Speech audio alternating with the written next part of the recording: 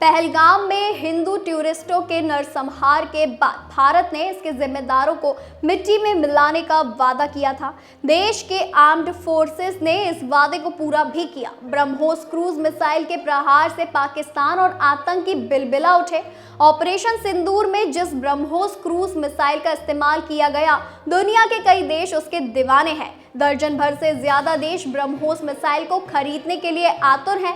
BrahMos cruise missile के घातक प्रभाव को इसी बात से समझा जा सकता है कि ये लैंड, एयर और शिप कहीं से भी मार करने में सक्षम है।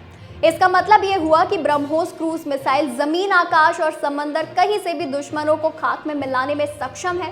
पाकिस्तान ने इसका नमूना भी देख लिया है। ब्रह्मोस क्रूज मिसाइल के प्रहार से पाकिस्तान इस कदर आतंकित हुआ कि सीज फायर करने के लिए तत्काल सहमत हो गया।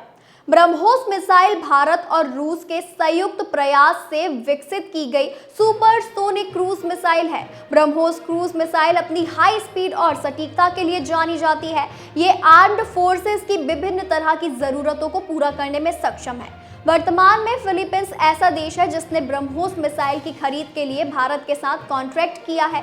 जनवरी 2022 में फिलीपींस ने 375 मिलियन का समझौता किया था, जिसके तहत उसे 3 कोस्टल डिफेंस बैटरी की आपूर्ति की जानी थी। पहली बैटरी अप्रैल 2024 और दूसरी अप्रैल 2025 में सप्लाई की गई। इसके अलावा भी कई ऐसे देश हैं जिन्होंने ब्रह्मोस क्रूज मिसाइल खरीदने में अपनी रुचि दिखाई। ऑपरेशन सिंदूर में ब्रह्मोस क्रूज मिसाइल के प्रचंड प्रहार को देखकर दुनिया अब इसकी दीवानी हो गई है। ब्रह्मोस मिसाइल सिस्टम अभी वर्तमान में भारत का सबसे तेज क्रूज मिसाइल है।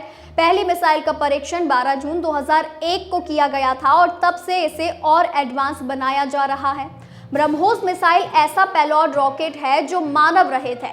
ब्रह्मोस सुपरसोनिक मिसाइल मैक 3 की रफ्तार पर उड़ान भर सकती है और इसकी रेंज 290 किलोमीटर तक है। ये 200 से 300 किलोग्राम हाई कैलिबर एक्सप्लोसिव ले जाने में भी सक्षम है। ये 15 किलोमीटर तक की ऊंचाई पर उड़ान भर सकता है और जमीन से 10 मीटर की ऊंचाई तक वार कर सकता है।